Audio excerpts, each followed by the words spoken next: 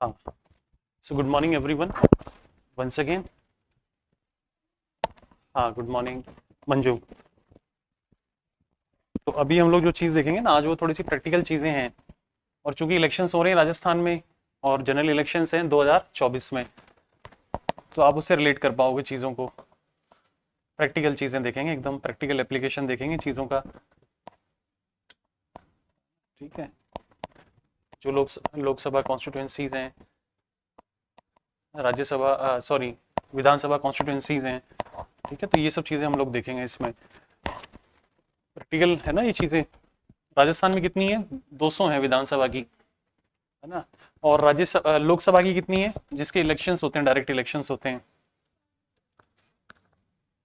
हाँ, 543 है। और राजस्थान की कितनी है उसमें?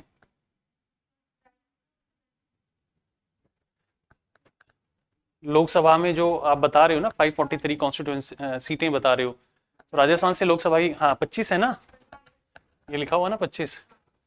ठीक है, ये चीज़ें हम लोग देखेंगे। किताब में यही सब दिया हुआ है। तो किताब में एग्जाम्पल दूसरे उसका है, कर्नाटक का है, काल कालबुर्गी करके जो जगह है उसका है, डिस्ट्रिक्ट का है।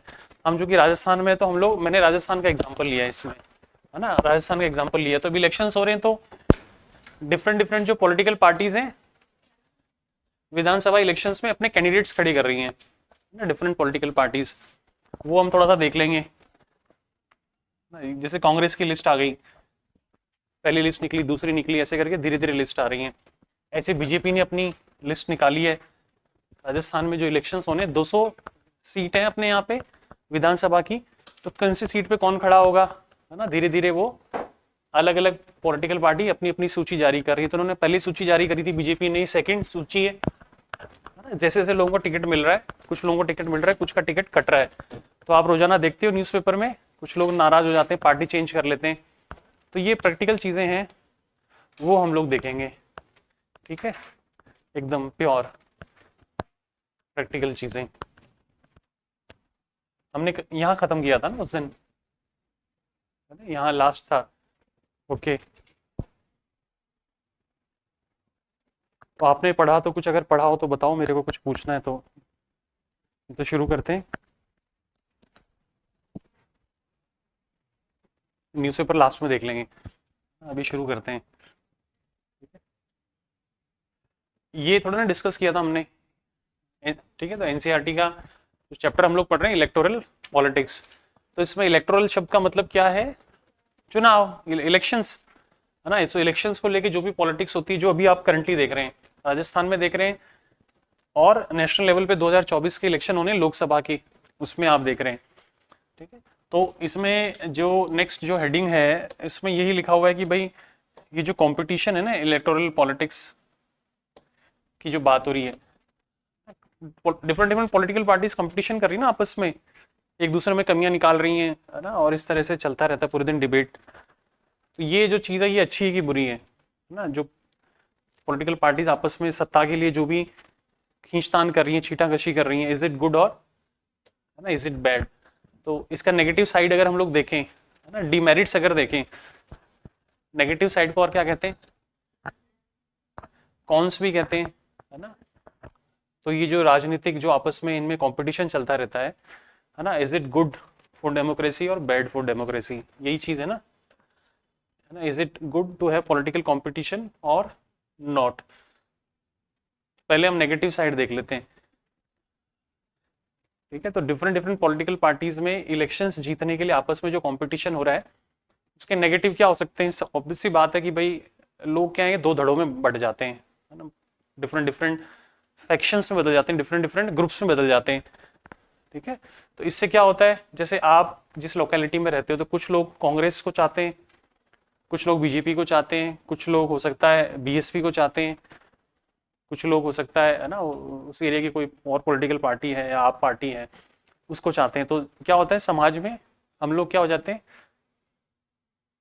अलग अलग धड़ों में बढ़ जाते हैं ना, अलग अलग ग्रुप्स में वो बट जाते हैं, या जिसको कहते हैं कि हमें एक तरह से पार्टी लाइंस के अलोंग, लोगों में आप देखते हो ना कितना फैमिली फैमिली के अंदर ही लोग कितना सपोर्ट करते हैं या अपोज करते हैं किसी एक पर्टिकुलर पार्टी को या एक पर्टिकुलर फिगर को, है ना, आपस में लोग डिबेट करने लग जाते हैं। और तो इस तरीके से एक जो नेगेटिव है ना, ये जो पॉलिटिक्स में जो कंपटीशन आपस में पॉलिटिकल पार्टीज में पावर कैप्चर करने को लेके, ये है कि भाई इससे जो आप जिस भी लोकेलिटी में रहते हो उसमें लोग पार्टी लाइंस में डिवाइड हो जाते हैं, और उसके कारण क्या है, लोगों में आपस में मतभेद हो जाते हैं, है ना। तो एक तरह से वो लोगों को डिवाइड करती है, यूनाइट करने की बजाय, आप कह सकते हो, होता ही है ना। कोई कांग्रेस को सपोर्ट कर रहा है, कोई बीजेपी को कर रहा है, ठीक है। तो इसके कारण क्या होता है, in a sense it creates disunity. And जो मैंने बोला उसी चीज को इन्होंने अच्छे शब्दों में बोला, फैक्शनलिज्म। फैक्शनलिज्म क्या होता है, गुटबाजी। क्या होता है, गुटबाजी। फैक्शन क्या होता है, ये क्लास है, इस क्लास में मान लीजिए मैंने कोई इशू रेज किया, है ना, तो कुछ लोग उसके सपोर्ट में है, कुछ उसको अपोज कर रहे हैं, तो ये सेम क्लास अब क्या हो गई, उसमें डिसयूनिटी हो गई, है ना, एक मुद्दे को लेके। वो डिफरेंट डिफरेंट किसमें बदल गया, फैक्शंस में, है ना, ग्रुप्स में, गुटों में डिवाइड हो गया। उसको क्या कहते हैं, उस टेंडेंसी को क्या कहते हैं, कौन सा इज्म है ये, फैक्शनलिज्म, है ना। तो ये नेगेटिव सेंस में यूज होता है, डिसयूनिटी, फैक्शनलिज्म, ठीक है। तो डिफरेंट डिफरेंट गुटों में लोकेलिटी जो है ना, पार्टी लाइंस के लोग डिवाइड हो जाते हैं पार्टी पॉलिटिक्स, सब पॉलिटिक्स के कारण, पॉलिटिकल। दूसरा क्या है, दूसरा नेगेटिव क्या है ना, it leads to party politics, है ना। कांग्रेस बीजेपी में कमी निकालेगी, है ना, आप पार्टी कांग्रेस में कमी निकालेगा, बीजेपी में निकालेगा, बीजेपी कांग्रेस में निकालेगी, है ना, आप पार्टी में निकालेगी। तो ये सब क्या है, आप जो आपस में जो तकरार है पॉलिटिकल पार्टीज में, वो क्या है, पार्टी पॉलिटिक्स कहते हैं उसको। क्या कहते हैं, पार्टी पॉलिटिक्स कहते हैं। तो different political parties and leaders often level allegations against one other. Allegations क्या होते हैं, आरोप प्रत्यारोप, है ना। लेवल करना मतलब लगाना, कास्ट करना, और एलिगेशंस मतलब आरोप प्रत्यारोप लगाना एक दूसरे पे। होता ही है ना, आप देखते हो राहुल गांधी कुछ कहेंगे मोदी जी के लिए, है ना, अदानी अंबानी को लेके, मोदी जी कुछ कहेंगे राहुल गांधी को, है ना, कि ये राजकुंवर है ना, परिवारवाद वंशवाद को बढ़ावा दे रहा है कांग्रेस पार्टी। तो कांग्रेस पार्टी बोलेगी कि आप लोग कुछ ही ग्रुप्स को, बिजनेस ग्रुप्स को फेवर कर रहे हो, है ना। तो ऐसे एक दूसरे में कमी निकालते हैं, चाहे मणिपुर का इशू हो, चाहे इंडिया चाइना का इशू हो, है ना, बॉर्डर को लेके झगड़ा। तो कांग्रेस क्या बोलेगी, भाई आप कुछ नहीं कर रहे, है ना, चाइना वाले बैठ गए वहां पे जाके लद्दाख के अंदर या अरुणाचल के अंदर। बीजेपी बोलेगी कि भाई आप लोगों ने 17 साल में क्या किया, है ना, आपने। तो ये सब क्या है, पार्टी पॉलिटिक्स है, एक दूसरे पे क्या लगा रहे हैं, आरोप, और उसके जवाब में प्रत्यारोप, है ना। तो दिस इज नोन। तो ये सब चीजें होती है आपस में पार्टीज में, है ना, पार्टी पॉलिटिक्स होती है। सोसाइटी में, है ना, डिसयूनिटी हो जाती है, लोग अलग अलग धड़ों में बढ़ जाते हैं, ठीक है। और क्या है इस पॉलिटिकल कंपटीशन के कारण, और क्या क्या नेगेटिव होता है मंजू। भाई ये जो लोग आपस में कांग्रेस बीजेपी करते हैं ना, आप पार्टी करते हैं, ये करते हैं, इन सब चीजों से क्या नुकसान है। जैसे इलेक्शन के टाइम आप देखते हो ना, लोग अलग अलग पार्टी को कर रहे हैं, तो ये सब चीजों से क्या, इससे क्या इसके नुकसान है सोसाइटी के अंदर या कंट्री के अंदर, है ना। गुड मॉर्निंग, है ना विकसित। क्या है नेक्स्ट पॉइंट, क्या कह रहा है इसमें मंजू। लोग इलेक्शन जीतने के लिए क्या करते हैं, ठीक है, हानि पहुंचाते हैं, कैसे पहुंचाते हैं,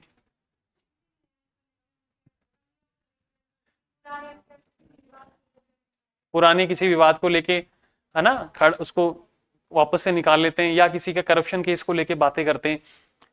तो साम दाम दंड भेद का पूरा यूज करते हैं इलेक्शन जीतने के लिए। इसको क्या कहते हैं, डर्टी ट्रिक्स, है ना, डर्टी ट्रिक्स का यूज करते हैं। कुछ भी हो सकता है, आपने जैसे बोला कि भाई पुराना कोई उसका पास्ट में जाके कोई रिकॉर्ड निकाल लेंगे उसका, है ना, कि इस पे ऐसा ऐसा केस चल रहा है या इसने ऐसे ऐसे किया, ठीक है। तो जितनी भी साम दाम दंड भेद है ना सारा डर्टी ट्रिक्स यूज होता है, आप देखते हो ना इलेक्शंस के अंदर, ठीक है। छोटी छोटी चीजों को, उसका जो कोई उसकी फैमिली में किसी ने कुछ किया तो उसको भी उछाला जाएगा। तो जितनी भी चीजें हैं साम दाम दंड भेद, सारी डर्टी ट्रिक्स इसमें यूज होती हैं, ठीक है। सबसे बड़ा नुकसान क्या है पार्टी पॉलिटिक्स का या इलेक्शंस के टाइम में, जो कंपटीशन है ना, हर 5 साल में इलेक्शन होते हैं, तो पार्टियां इलेक्शन जीतना चाहती हैं, है ना। तो कांग्रेस क्या करेगी, जैसे राजस्थान में क्या करेगी, वो बांटेगी, जैसे भाई एनपीएस की जगह क्या ले आएगी, ओपीएस ले आएगी, है ना।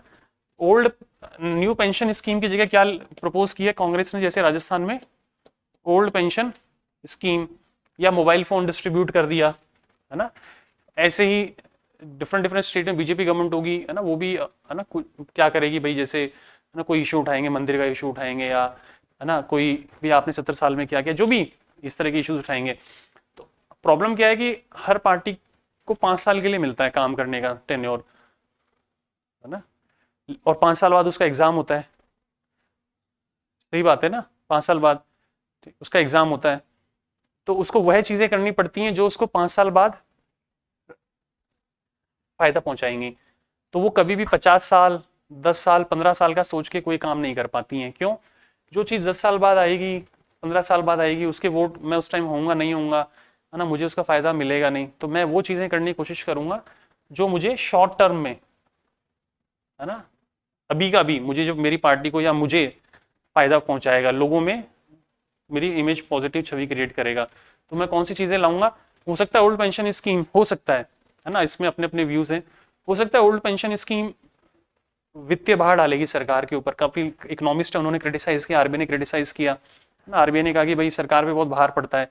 लेकिन ये तो लॉन्ग टर्म में पड़ेगा ना, जब लोग रिटायर होना शुरू होंगे। अभी मुझे तो वोट चाहिए अभी, और अब बाद का तो मुझे पता ही नहीं कौन क्या रहेगा, मैं जिंदा रहूंगा नहीं रहूंगा। तो इस सब चीजों के कारण क्या होता है कि लोग क्या बोलते हैं उसको, लॉन्ग टर्म को क्या बोलते हो आप हिंदी में? अरे वो तो ठीक है, दीर्घकालीन होता है, क्या होता है, ठीक है।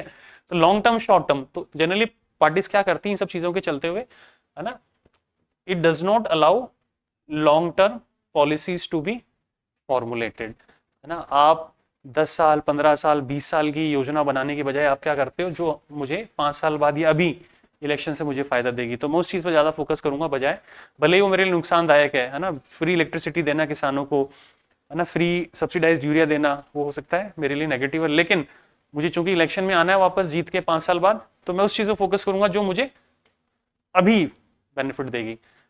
तो कहीं ना कहीं जो लॉन्ग टर्म प्लानिंग है वो उसकी बलि चढ़ जाती है किसके हाथ? शॉर्ट टर्म फायदों के हाथ, शॉर्ट टर्म गेन्स के। ठीक है, तो सबसे बड़ा नुकसान ये है, क्योंकि हर 5 साल में इलेक्शन होने हैं ना, 10 साल 15 साल बाद क्या लेना देना मेरे को, है ना। तो मेरा फोकस कहाँ रहेगा हमेशा? आज शॉर्ट टर्म पे मुझे क्या फायदा मिलेगा। तो लॉन्ग टर्म में कभी भी सोच नहीं पाऊंगा, है ना। मुझे सरकारें बना रहना मेरे लिए वही ज्यादा बड़ा चैलेंज है। और लास्ट क्या नुकसान है, ये सब जो इंटेंस पॉलिटिकल कंपटीशन होता है डेमोक्रेसी के अंदर, डिफरेंट डिफरेंट पार्टीज में, कैंडिडेट्स में, सबसे लास्ट नुकसान क्या है इसका, कि आपके जैसे लोग, जो अच्छे लोग हैं, जो देश के लिए काम करना चाहते हैं, डर्टी ट्रिक्स के चलते हुए, एलिगेशंस के चलते हुए, पर्सनल एलिगेशंस के चलते हुए, है ना, ईडी पीछे लग जाएगी, सीबीआई पीछे लग जाएगी, या आपने पहले कुछ किया होगा उसको खोद के निकालेंगे। तो इन सब चीज़ों के चलते हुए जो अच्छे लोग हैं, जो पॉलिटिक्स में काम करना चाहते हैं, वो पॉलिटिक्स में एंटर होने से कतराते हैं, है ना। So some good people who may wish to serve the country do not enter this political arena. Arena क्या होता है? पॉलिटिकल अरीना, ग्राउंड, ठीक है, स्टेज जो है, मैदान, ठीक है। तो उस मैदान में वो उतरने की हिम्मत नहीं करते। क्यों? क्योंकि वहां पे पूरे दिन क्या होती है, छीटाकशी होती है ना। वो उस पर एलिगेशन लगाता है, वो उस पर एलिगेशन लगाता है ना, आपने देखो ऐसा किया था, वो बोलेगा आपने ऐसा किया, झूठे भी लगाते हैं लोग, झूठे केसेस भी दायर होते हैं, है ना, सब चीज़ें होती हैं। तो इस चीज़ों के कारण हर किसी के बस की बात नहीं है। पढ़ा लिखा आदमी सोचता है कि, है ना, ऑल्दो वो पॉलिटिक्स में काम करना चाहता है, कंट्री के लिए काम करना चाहता है, लेकिन डरता है घुसने से। ये नेगेटिव है पॉलिटिकल कंपटीशन के। तो इसका मतलब ये नहीं कि डेमोक्रेसी में पॉलिटिकल कंपटीशन नहीं होना चाहिए, नहीं, बिल्कुल होना चाहिए। कंपटीशन के क्या फायदे हैं? हाँ, क्या फायदे हैं कंपटीशन के? भाई किसी भी एरिया में कंपटीशन होगा तो क्या फायदा होगा? अगर आरएएस में मान लो कंपटीशन नहीं हो और कंपटीशन हो, तो दोनों में किसमें फायदा है? कंपटीशन है आरएएस में तो लोगों पे स्ट्रेस है ना, लोगों पे स्ट्रेस है, लोगों का पैसा जाता है ना, परेशान होते हैं, और फिर कुछ ही लोगों का सिलेक्शन होता है। लेकिन ये तो नेगेटिव हो गया। पॉजिटिव क्या है कंपटीशन होने का? आरएएस के अंदर मान लीजिए जो बेस्ट कैंडिडेट है वो आपके सामने आता है ना, जो बेस्ट मैन फॉर दी या best women for the job, वो निकल के आता है आपके लिए कंपटीशन के चलते हुए। तो बेस्ट या best women for the job, वो निकल के आता है। दूसरा क्या फायदा होता है? ये जो इंटेंस पॉलिटिकल कंपटीशन होता है पार्टीज में आपस में, इससे क्या है कि आपको ओपिनियन बनाने में आसानी होती है ना, इन्फॉर्म्ड ओपिनियन बनाने में। वो कुछ बताएगा उसके बारे में, वो कुछ बताएगा, तो आपको डिफरेंट डिफरेंट व्यूज जानने को मिलते हैं, है ना, ऑल्टरनेटिव क्या क्या पॉलिसीज पॉसिबल है सब। ठीक है, तो सही कहा आपने। क्या क्या फायदे हैं? तो फायदों को क्या कहते हैं? प्रॉज, और नुकसान को कॉन्स, है ना। तो पॉलिटिकल कंपटीशन के क्या मेरिट्स हैं?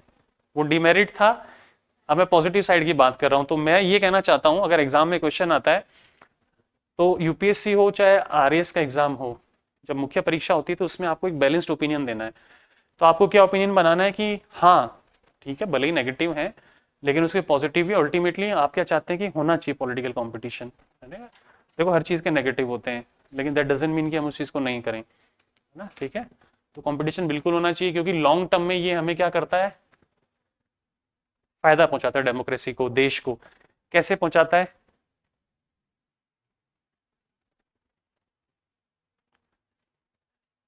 कैसे फायदा पहुंचाता है? एक तो आपने कहा कि जो बेस्ट व्यक्ति वो निकल के आता है, दूसरा कंपटीशन है ना, आप कुछ ऐसा वैसा करोगे, लोगों का अहित करोगे तो दूसरा वाला आपको उजागर कर देगा, है ना, ठीक है। या आप लोगों के लिए, वी द पीपल के लिए काम नहीं करोगे तो दूसरा वाला बोलेगा मैं काम करूंगा आपके लिए, है ना। 3 ट्रिलियन डॉलर इकोनॉमी का मैं 5 ट्रिलियन बना दूंगा, है ना। मैं आपके लिए बेटर सड़कें बनाऊंगा, बेटर स्कूल्स बनाऊंगा, ठीक है।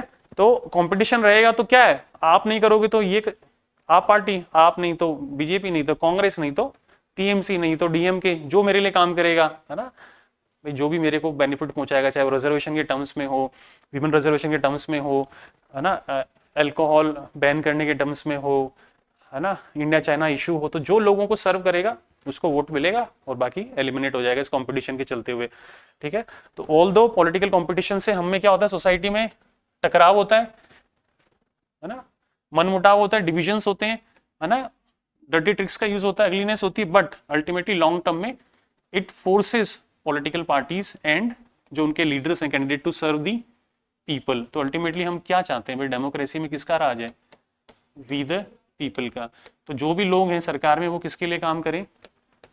पीपल के लिए काम करें, पब्लिक के लिए काम करें, प्रधान सेवक जैसे प्रधानमंत्री कहते हैं ना। तो अल्टीमेटली पावर किसके पास है? लोगों के पास है। और इस कंपटीशन के चलते हुए लोग क्या करेंगे, वो ना चाहते हुए भी लोगों के लिए काम करना पड़ेगा उनको, है ना, उनके लिए पॉलिसीज बनानी पड़ेंगी, नहीं तो दूसरा व्यक्ति बेटर ऑफर लेके आएगा तो लोग उसके साथ चले जाएंगे आपको पीछे छोड़ के, ठीक है।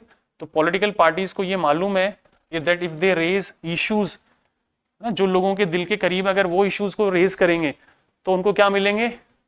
इलेक्शन में वोट मिलेंगे, पॉपुलैरिटी मिलेगी और उनके जीतने के चांसेस बढ़ जाएंगे आने वाले इलेक्शन में।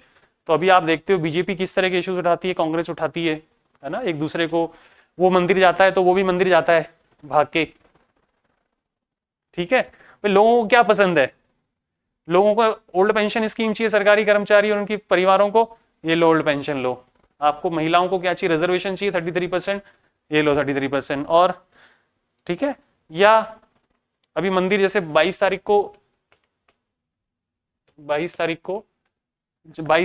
जनवरी को, है ना, राम मंदिर जो है वो उसका प्राण प्रतिष्ठा वाला सेरेमनी होगा।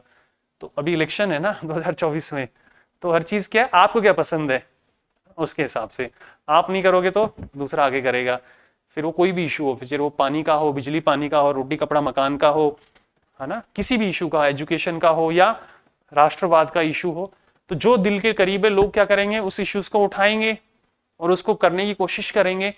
क्यों? ये सोच के कि नेक्स्ट इलेक्शन में हमारे को लोग वोट देंगे और हमारे जीतने के, सरकार बनाने के चांसेस बढ़ जाएंगे। तो डेमोक्रेसी में अल्टीमेटली लोग क्या चाहते हैं वो करना पड़ेगा सरकार को। अगर वो नहीं करेगी, किसान नाराज हो जाएंगे, तो किसान वोट नहीं देंगे, तो सरकार को क्या करना पड़ेगा? बिल पास करने के बाद वापस लेना पड़ेगा, है ना। तो ये सब चीजें आप नहीं करोगे तो दूसरा करेगा, तो मैं ही कर देता हूँ, है ना। ये इस वजह से पॉलिटिकल पार्टीज में आपस में कॉम्पिटिशन होता है, वन अपमैनशिप जिसको कहते हैं। क्योंकि अगर if they fail to satisfy the voters with their work then they will not be able to win again. तो अगर मान लीजिए एमपी में बीजेपी है और लोग उससे खुश नहीं है, या राजस्थान में कांग्रेस है और लोग उससे खुश नहीं है, तो क्या होगा? वो नेक्स्ट इलेक्शन में वो हार जाएंगे और जो भी बेटर ऑल्टरनेटिव है लोगों के जो ज्यादा करीब है, they will form the government and they will not be able to win again, ठीक है। So if a political party is motivated only by the desire to be in power, तो अगर पॉलिटिकल पार्टी को क्या चाहिए? Ultimately power चाहिए, power चाहिए, power चाहिए, वो तो मजबूरी में आपके लिए काम कर रहे हैं। क्यों? डेमोक्रेसी है, वो डेमोक्रेसी में हर वोट की एक वैल्यू है, चाहे वो पुरुष है, महिला है, चाहे गरीब है, अमीर है। तो ना चाहते हुए पुतिन की तरह पुतिन के यहाँ चलता होगा, शी जिनपिंग के यहाँ चलता होगा, लेकिन डेमोक्रेसी में इंडिया यूएस में ना चाहते हुए भी लोगों को क्या करना पड़ता है, आपके घर आना पड़ता है वोट मांगने के लिए। वो आना तो नहीं चाहते हैं, है ना, लेकिन उनको, है ना, आना पड़ता है, क्योंकि उनको अल्टीमेटली डेमोक्रेसी में आपका वोट ही के थ्रू ही रास्ता जाता है पार्लियामेंट का, डायरेक्ट कोई रास्ता नहीं है ना, तो ना चाहते हुए भी। तो पॉलिटिकल कंपटीशन का ये फायदा है। तो नुकसान भी आपने देख लिए, फायदे देख लिए, और अल्टीमेटली आपको क्या लिखना है एग्जाम में कि हाँ इट इज गुड कि लोगों में आपस में प्रतिस्पर्धा है, डिफरेंट डिफरेंट पॉलिटिकल पार्टीज में, या एक कॉन्स्टिट्यूंसी में आपके एरिया में डिफरेंट डिफरेंट लोग एमएलए का इलेक्शन जीतना चाहते हैं, है ना, तो वो एक दूसरे का छीटाकशी भी करते हैं, सब कुछ होता है, लेकिन अल्टीमेटली, है ना, आपके पास ऑप्शंस क्रिएट होते हैं। तो जो बेस्ट आदमी जो आपके लिए काम करेगा, सड़क पानी बिजली जो भी लाएगा, उसको आप वोट दो, आपकी मर्जी है, यही इसमें लिखा हुआ है। तो क्या डिमेरिट है मंजू? पॉलिटिकल जो राजनीतिक प्रतिस्पर्धा है पॉलिटिकल पार्टीज में, किताब लाए हो आप? कहाँ है? क्या नेगेटिव है उसके, डिमेरिट क्या है?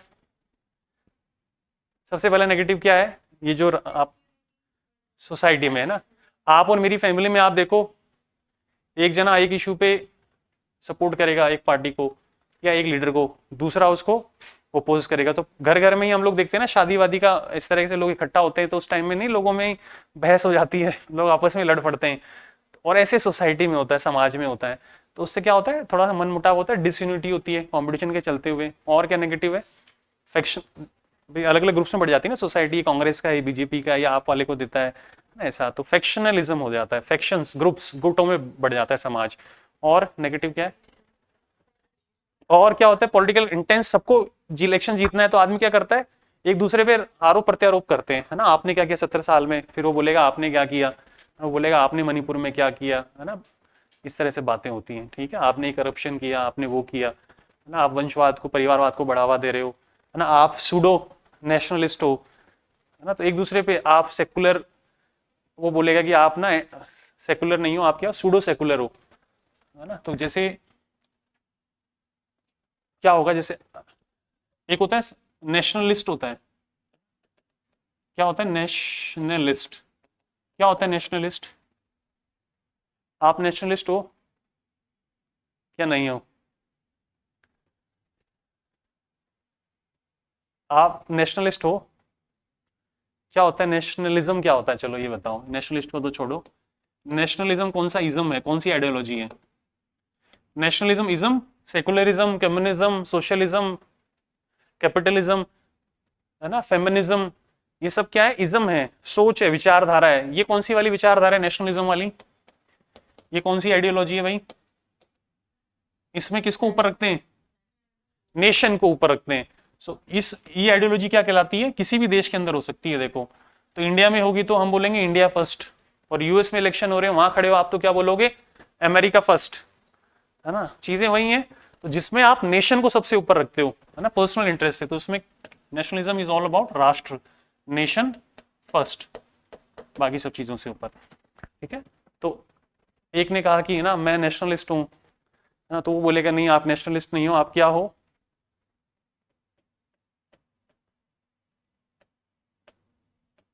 सूडो नेशनलिस्ट हो। एक बोलेगा मैं सेकुलरिज्म में मेरा विश्वास है ना, कॉन्स्टिट्यूशन में लिखा हुआ है ना, तो मैं क्या हूं, सेक्युलर हूं। तो बोलेगा आप सेकुलर नहीं हो, आप क्या हो, सूडो सेकुलर हो। तो ये क्या है, एक दूसरे पे क्या कर रहे हैं हम लोग, एलिगेशंस लगा रहे हैं, सच है कि झूठ है, जो भी एलिगेशंस लगा रहे हैं, तो अगलीनेस होती है, डर्टी ट्रिक्स का यूज करते हैं लोग। तो इन सब चीजों के कारण क्या होता है, पॉलिटिकल कंपटीशन का नेगेटिव है ना, और उसमें अच्छे लोग एंटर नहीं करते हैं पॉलिटिकल एरिना में, क्योंकि उनको डर लगा रहता है कि भाई अगर मैं उतरूंगा ना तो मेरे को ना बहुत सुनना पड़ेगा, और लोग मेरे में पता नहीं क्या क्या कमेंट निकालेंगे, कौन कौन से केस खोद के लेके आएंगे, है ना, जग हसाई होगी या जो भी है। तो हर आदमी नहीं उतर पाता है, अनलेस आप मोटी चमड़ी के हो, है ना, आप झूठ भी बोल लो, है ना, और कोई इंक फेंक दे आपके चेहरे पे, कुछ कह दे तो भी आपको फर्क नहीं पड़े, तब तो आप सर्वाइव करोगे। वरना पढ़ा लिखा आदमी क्या करेगा, नौकरी करेगा कि यार मेरे को इन सब झंझटों में नहीं पढ़ना। एक बार पुलिस आ जाएगी, ईडी आ जाएगी आपके घर पे, तो क्या करोगे आप अगली बार, नहीं मैं तो यही ठीक हूँ। ठीक है, तो हाँ, सूडो नेशनलिस्ट या सूडो सेकुलर क्या होता है, सूडो क्या होता है, व्हाट इज सूडो, इसी में छुपा हुआ है। क्या नेशनलिस्ट होना अच्छी बात है? अरे अच्छी बात है ना, राष्ट्रवादी मतलब किसी भी देश की बात करो, यूएस हो, चाइना हो, इंडिया हो, तो नेशन फर्स्ट की तो आपको बात करनी पड़ेगी ना, ठीक है। और सूडो नेशनलिस्ट होना अच्छी बात है क्या? Good morning. सूडो क्या होता है देखो, एक नया शब्द सीखो आप, व्हाट इज सूडो। आप लोग कहाँ से आए हो, टिकट विकेट लेके आए हो, कहाँ से आए हो अभी? अच्छा, बस ही छूट गई,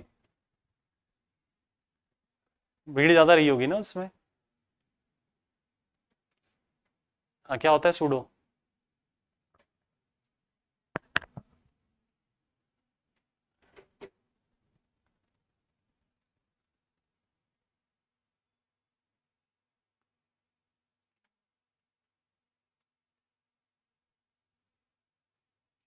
व्हाट इज सूडो नेशनलिस्ट या सूडो सेकुलर?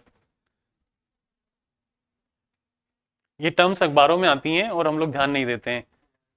हाँ, क्या? फिर नकली, नकली नेशनलिस्ट, नकली सेकुलर है ना, ये कहना चाह रहे हो आप? झूठा, है ना। Pseudo means false, pseudo means false, नकली, झूठा, फेक, है ना। फॉल्स, फेक, सूडो मतलब फॉल्स, फेक। तो आपने कहा कि, है ना, आपने कहा मैं सेकुलर हूं, तो सामने वाला बोलेगा आप कहेंगे सेकुलर हो, आप तो सूडो सेकुलर हो। या आप बोलोगे मैं नेशनलिस्ट हूं, तो सामने वाला आप पे क्या आरोप लगाएगा, आपको काउंटर करने के लिए आप सेकुलर नेशनलिस्ट ना होके आप क्या हो, सूडो नेशनलिस्ट हो, आप सिर्फ दिखावा करते हो राष्ट्रवाद का, आप में राष्ट्रवाद नहीं है। तो ये एलिगेशंस हैं, तो पार्टीज एक दूसरे पे लगाती हैं, ठीक है। तो लेकिन अपने को टर्म पता होना चाहिए, सूडो मतलब जो दिखावा करता है सेकुलरिज्म का, या सूडो नेशनलिस्ट कौन होगी, जो दिखावा करता है नेशनलिज्म का, है ना, जिसमें राष्ट्रभाव है नहीं। तो ये सब एलिगेशन है, हम किसी के लिए कुछ नहीं कह रहे हैं, हम सिर्फ डिस्कशन कर रहे हैं, ठीक है, ठीक है। आप थोड़ा लेट आए, हमने आज न्यूज़पेपर डिस्कस नहीं किया, हमने कहा लास्ट के लिए रखेंगे उसको, है ना। वो मिस हो गया तो हो गया, अब आपका जो स्टार्टिंग का 2-4 स्लाइड था, ओके। लेकिन अल्टीमेटली कंपटीशन होना चाहिए, है ना, इससे बेस्ट मैन आता है आगे, है ना। और ना चाहते हुए भी आपको क्या काम करना पड़ेगा, लोगों के लिए काम करना पड़ेगा। आप नहीं करोगे तो नेक्स्ट खड़ा है लाइन के अंदर, वो करेगा लोगों के लिए, ठीक है। ये हो गया, यहां तक बात खत्म। अब आते हैं इलेक्शंस कैसे होते हैं हमारे देश में, है ना, what is the system of elections in India. तो ये एकदम प्रैक्टिकल है, और इसमें जो एग्जांपल दिया हुआ, इसमें मैंने बताया ना, कर्नाटक का एग्जांपल लिया है शायद, कालबुर्गी करके डिस्ट्रिक्ट। हमने राजस्थान का एग्जांपल लिया है मैंने इसमें आपको समझाने के लिए, क्योंकि हमारे यहाँ पे अब 25 तारीख से क्या है, 25 नवंबर से इलेक्शंस हैं, ठीक है। तो आप पूरे दिन पढ़ते हो न्यूज़पेपर के अंदर, यही आता है कि भाई फलाने फलाने आदमी को टिकट मिल गया, फलाने फलाने आदमी का टिकट कट गया, है ना, वो छोड़ के नाराज हो गए, उस पार्टी में चला गया, वो इस पार्टी में आ गया। तो ये सब चीजें होती हैं। तो हम लोग डेमोक्रेसी में रहते हैं, हमें क्या कराने हैं, इलेक्शंस। अब जो इलेक्शन हो रहे हैं राजस्थान में, वो किस चीज के इलेक्शन है, एमपी के इलेक्शन है कि एमएलए के इलेक्शन है? एमपी के इलेक्शन है कि एमएलए के इलेक्शन है? हाँ भाई, एमपी के है ना, है ना। एमपी कहाँ बैठता है? विधानसभा में, पार्लियामेंट में। और 24 में किस चीज के इलेक्शन है?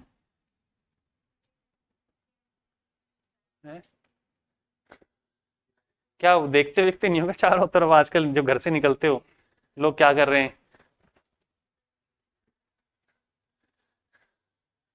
हैं? अभी किसके इलेक्शन राजस्थान में, इन्होंने कहा एमएलए के इलेक्शन है ना, एग्जैक्टली। हमारे यहाँ अभी एमएलए के इलेक्शन हो रहे हैं, विधानसभा के इलेक्शन हो रहे हैं, फिर वापस इलेक्शन होंगे 2024 में, वो पूरे इंडिया में होंगे, सिर्फ राजस्थान में नहीं होंगे। अभी कहाँ कहाँ इलेक्शन हो रहे हैं, सिर्फ 5 स्टेट्स में इलेक्शन हो रहे हैं। जब लोकसभा के इलेक्शन होंगे तो पूरे हिंदुस्तान में इलेक्शन होंगे एक साथ, और वो कब होंगे, 2024 में, जिसकी तैयारी हो रही है। लेकिन अभी जो 5 स्टेट्स हैं, राजस्थान, एमपी, छत्तीसगढ़, तेलंगाना एंड मिजोरम, वहां पे किस चीज के इलेक्शन है, वहां की जो विधानसभाएं हैं, वहां के जो एमएलए हैं, उसके इलेक्शन हो रहे हैं। तो हमारे यहाँ 2 इलेक्शन होते हैं, डायरेक्ट इलेक्शन होते हैं। कौन कौन से? एमपी का होता है, आप एमपी लोकसभा के इलेक्शन में भी वोट डालोगे आप, नेक्स्ट ईयर। और अभी आप वोट डालोगे किसका, विधानसभा के इलेक्शन में, ठीक है। तो जब आप अभी इलेक्शन डाल में वोट डालोगे तो हम कितने लोगों को चुनेंगे, अभी अभी जो election commission of India election करा रहा है नवंबर में 25 को, कितने लोग चुने जाएंगे उस इलेक्शंस में। हाँ, अभी तो राजस्थान में हो रहे हैं, तो राजस्थान से चुने जाएंगे कितने। किसका इलेक्शन हो रहा है, एमएलए का इलेक्शन हो रहा है, कितने एमएलए चुने जाएंगे, 25। मैं घुमा घुमा के बोलता हूँ तो आप लोग क्या घूम जाते हो क्या, मैं तो स्टार्टिंग में बोलती थी। राजस्थान में विधानसभा में कितनी सीटें हैं, तो 200 एमएलए चुने जाएंगे ना। तो विधानसभा में कितने लोग बैठते हैं, 200 ही तो है स्ट्रेंथ।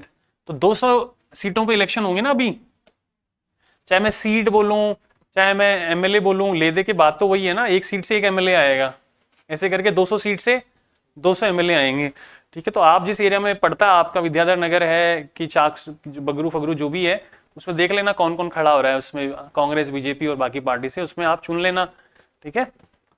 और 24 में हम लोगों को कितने लोगों का सिलेक्शन करना है राजस्थान से लोकसभा में, 25 लोगों का, ठीक है। 25 एमपी जाएंगे आपके राजस्थान से, क्लियर है ना।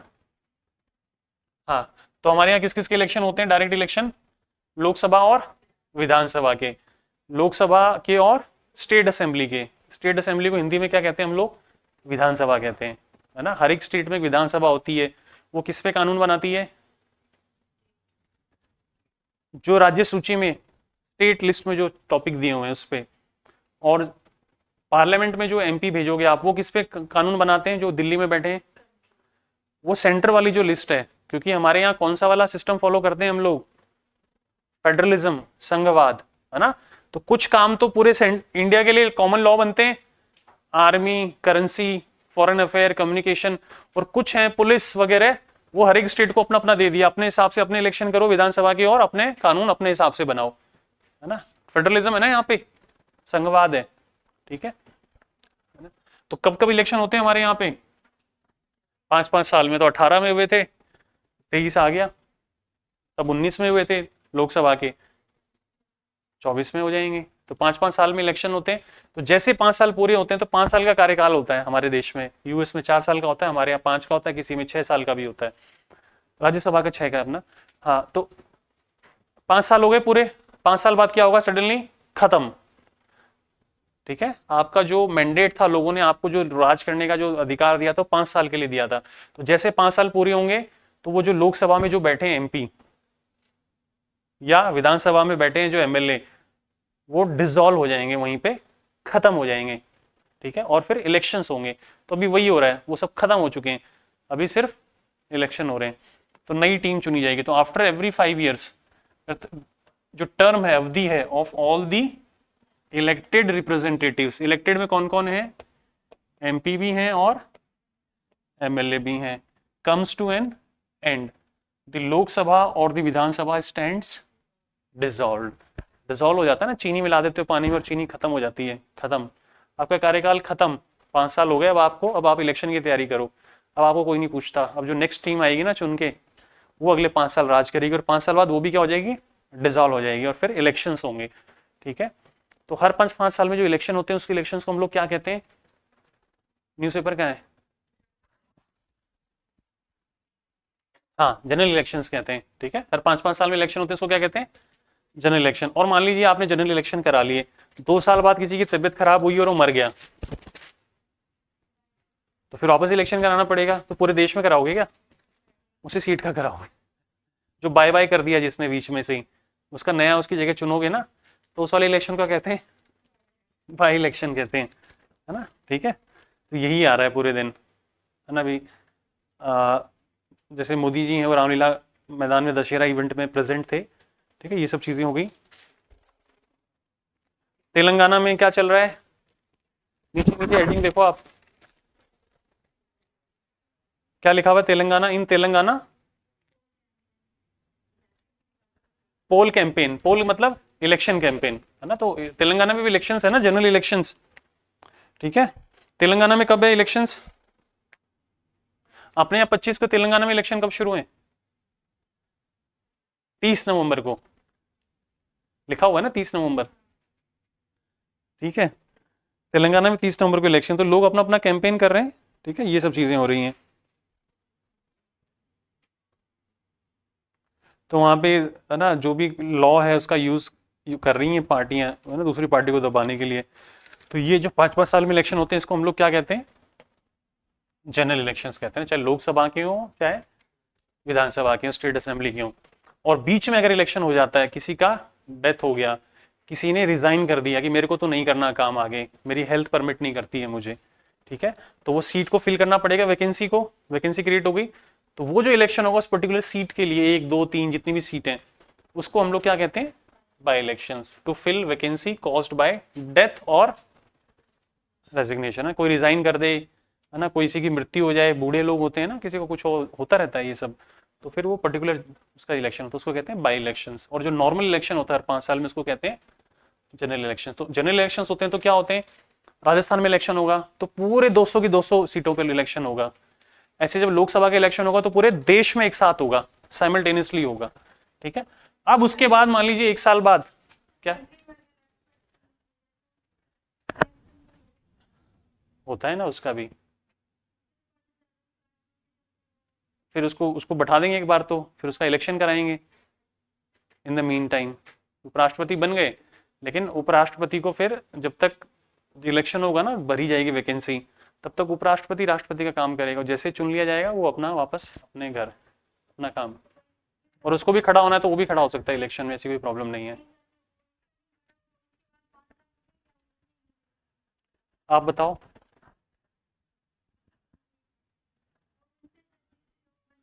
अभी ये बाई इलेक्शन होंगे, तो मान लीजिए 2 साल बाद डेथ हो गई, अब वो चुनाव हुआ, तो वो अगले 5 साल तक बनेगा कि अगले 3 साल तक बनेगा।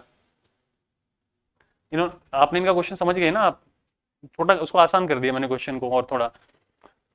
अभी राजस्थान में इलेक्शन हो गए मान लीजिए 2023 में नवंबर में, ठीक है, चुन लिया अगले 5 साल के लिए, मतलब कब तक के लिए, अगली विधानसभा कब तक चलेगी, 2023 से 2028 तक, ठीक है। जनरल इलेक्शन हो गए। हाँ मान लीजिए 2025 में जाके आपके एरिया के जो एमएलए हैं वो रिजाइन कर देते हैं किसी कारण से, या उनकी डेथ हो जाती है, हेल्थ ठीक नहीं थी 2025 में, तो बाई इलेक्शन कराना पड़ेगा, ठीक है। अब वो जो चुने जाएंगे वो क्या 5 साल के लिए चुने जाएंगे या 2028 तक के लिए चुने जाएंगे ना, ये चीजें आगे आएंगी, इन्होंने पूछ लिया तो 5 साल के लिए 2028 तक, ठीक है, रिमेनिंग कार्यकाल के लिए, ठीक है। ऐसे तो फिर तो एक जना तो 29 में होगा, एक जना 31 में होगा, 5 साल जैसे ही विधानसभा का कार्यकाल पूरा हुआ, जो भी लोग थे डिसॉल्व हो गई वो, अब फ्रेश इलेक्शंस होंगे, ठीक है। तो ये जो 2025 में जो निपट गया और उसकी जगह कोई और आया, तो वो अगले 5 साल नहीं करेगा, जो कार्यकाल है प्रेजेंट विधानसभा का या लोकसभा का 2028 तक या जो भी है तब तक ही काम करेगा, ठीक है, remaining reminder of the life, है ना। आप चुने किसके लिए जा रहे हो, आप चुने जाते हो ऐसे 17वीं लोकसभा, 16वीं लोकसभा, 15वीं लोकसभा, है ना, विधानसभा, ठीक है। तो 5-5 साल के लिए चुनी जाती है। अब अगर किसी की डेथ हो गई, किसी ने रिजाइन किया और फिर उसका इलेक्शन होता है उस पर्टिकुलर 1-2 सीटों पे होता है ना, तो या किसी को सजा हो गई, वो डिस्क्वालीफाई हो गया, फिर इलेक्शन होगा वहां एक आध सीट के लिए, तो वो रिमेनिंग ऑफ द टर्म के लिए ही होगा, ठीक है, ठीक है। फिर वो सबके साथ वापस से उसको इलेक्शन लड़ना पड़ेगा जब 28 में जब भी आएगा। क्लियर है यहाँ, क्लियर है यहाँ। बाई इलेक्शन और जनरल इलेक्शन में ये फर्क है, जनरल इलेक्शन हर 5-5 साल में होते हैं, बाई इलेक्शन बीच में कोई वैकेंसी क्रिएट हो गई लेकिन वो रिमाइंडर ऑफ द टाइम के लिए ही बनेगा वो बंदा, ना, वो ये नहीं बोलेगा मैं 5 साल के लिए बनूंगा, नहीं, जैसे कार्यकाल पूरा होगा विधानसभा का लोकसभा का वो डिसॉल्व हो जाएगी और आपको फ्रेश इलेक्शंस लड़ने पड़ेंगे, ठीक है, पूरे 5 साल में। वैकेंसी फिल करने के लिए है सिर्फ वो एक वैकेंसी, लेकिन इलेक्शंस तो अपने ही 5-5 साल में होंगे, उसके लिए अलग से नहीं होंगे फिर वापस से, उसका जो फिर 5 साल 2030 में होगा वो 25 में चुना जाएगा, उसके लिए थोड़ा ना बैठे रहेंगे हम लोग, है ना, ठीक है। तो ये चीज़ हो गई। अब आ जाते हैं थोड़ा प्रैक्टिकल चीज़ों पे जो न्यूज़पेपर में चल रही हैं। राजस्थान की बात कर लेते हैं, इसमें कर्नाटक का लिया है मैंने, राजस्थान का लिया है। अपने एमपी के इलेक्शन होंगे, अपने डिस्कस कर लिया, एमपी मतलब लोकसभा वाले एमपी के, नॉट राज्यसभा। और अपने यहाँ एमएलए के इलेक्शन होंगे, मतलब विधानसभा, ठीक है। राजस्थान में, राजस्थान में कितने एमपी चुने जाएंगे जब इलेक्शन होंगे 2024 में? 24 में होगा ना इलेक्शन। टोटल कितनी सीटें लोकसभा में? 543। राजस्थान से कितने जाएंगे? राजस्थान की जो पॉपुलेशन है उसके रेशियो में जाएंगे, ठीक है। हिंदुस्तान की टोटल पॉपुलेशन में राजस्थान की कितनी पॉपुलेशन है? क्यों? वन मैन, वो ठीक है, सब समझिए, आप रट गए आपको। ओके, तो राजस्थान से कितनी है? 25। तो कौन कौन सी सीटें हैं वो 25 सीटें आज देख लेते हैं हम लोग। एक कॉन्स्टिट्यूएंसी तो यहाँ पे ये आपकी जयपुर वाली है 7वें नंबर की, ठीक है। 7वें नंबर की जयपुर वाली, जहाँ अपन बैठे हैं, वहां से कितने लोग चुने जाएंगे? जयपुर, और जयपुर रूरल से भी एक चुना जाएगा, जयपुर रूरल से भी एक चुना जाएगा, ठीक है। जयपुर का एरिया छोटा क्यों है और इसका एरिया बड़ा क्यों? ये क्या है ये यहाँ पे? हाँ, क्या है ये? कौन सा है ये डिस्ट्रिक्ट? जैसलमेर। तो जैसलमेर में तो इतनी बड़ी कॉन्स्टिट्यूएंसी है और जयपुर में इतनी छोटी सी कॉन्स्टिट्यूएंसी है, क्यों भाई? पहली बात तो ये डिस्ट्रिक्ट नहीं है, कॉन्स्टिट्यूएंसीज है ये, है ना। अभी जो मैं मैप दिखा रहा हूँ, ये डिलिमिटेशन कमीशन या परिसीमन जो कमीशन है वो बाउंड्री बनाता है। तो मैं सिर्फ ये बताना चाह रहा हूँ कि डिस्ट्रिक्ट राजस्थान में कितने हैं? 33 हैं, और बढ़ गए, 50 हो गए, और बढ़ गए, ठीक है। लेकिन लोकसभा की सीटें कितनी है? 25। और हमने इनको इस तरीके से डिवाइड किया हुआ है, कॉन्स्टिट्यूएंसीज की बाउंड्री है ये। किसकी बाउंड्री है? ये डिस्ट्रिक्ट्स नहीं है, ये किसकी बाउंड्री है? लोकसभा जो आपकी कॉन्स्टिट्यूएंसी है उसकी बाउंड्री है, ठीक है। ये इलेक्शन कराने के लिए ड्रॉ करिए, इलेक्शन परिसीमन कमीशन, इलेक्शन कमीशन अगर हम रफली बोल दें, ठीक है। कितने भागों में डिवाइड किया उसने राजस्थान को? 25 भागों में किया ना, लोकसभा के इलेक्शंस कराने के लिए, ठीक है। और एक सीट से कितना व्यक्ति आएगा? एक एमपी आएगा। हमने ये एरिया इसलिए बढ़ाया क्योंकि हम चाहते हैं कि हर एक कॉन्स्टिट्यूएंसी में सेम पॉपुलेशन हो, so that one man one vote one value. अब राजस्थान, जयपुर जो है 7वें नंबर की, जो जयपुर अर्बन की बात कह रहा हूं मैं, जयपुर अर्बन में छोटे से एरिया में बहुत सारे लोग रहते हैं, इतने ही लोग जैसलमेर में अगर हम बात करें कॉन्स्टिट्यूएंसी की, कुछ और एरियाज भी मिला लिए इसमें, वो इतने एरिया में रहते हैं, so that one man one vote one value, ठीक है। डिस्ट्रिक्ट की बाउंड्री नहीं है ये, कॉन्स्टिट्यूएंसीज की बाउंड्री सिर्फ इलेक्शन कराने के लिए, क्योंकि वैसे देखा जाए तो डिस्ट्रिक्ट हमारे यहाँ बहुत ज्यादा है। यहाँ देखो जालोर का है, तो कॉन्स्टिट्यूएंसी नहीं है ना, मतलब डिस्ट्रिक्ट नहीं है ना, जालोर का शेप तो अलग है, वो तो लेंथ वाइज है। तो मिक्स कर दिया एरिया को, कंबाइन करके एक कॉन्स्टिट्यूएंसी में मिला दिया, ठीक है। The idea is one man one vote one value. तो ऐसे करके कितनी कॉन्स्टिट्यूएंसी है? हमें तो 25 लोगों का इलेक्शन करना है, तो 25 कॉन्स्टिट्यूएंसी है। तो डिस्ट्रिक्ट के साथ ओवरलैप नहीं करेंगे, क्योंकि डिस्ट्रिक्ट में, किसी डिस्ट्रिक्ट में पॉपुलेशन ज्यादा है, किसी में कम है। थोड़ा सा एरिया वहां से लिया, थोड़ा सा एरिया यहाँ से लिया, या एक डिस्ट्रिक्ट को अलग अलग के साथ मर्ज करके हमने क्या किया? One man one vote one value के हिसाब। तो हर एक कॉन्स्टिट्यूएंसी में कॉमन पॉपुलेशन होनी चाहिए। तो जयपुर में थोड़े से एरिया में ज्यादा पॉपुलेशन है तो एरिया छोटा कर दिया। इतनी पॉपुलेशन के लिए आपको यहाँ पे जैसलमेर में और भी हिस्से चाहिए होंगे, बड़ा कर दिया। यहाँ देखो आप, डिस्ट्रिक्ट गायब हो गए क्या? क्योंकि डिस्ट्रिक्ट नहीं है, ये कॉन्स्टिट्यूएंसीज है, ठीक है। ये हो गया।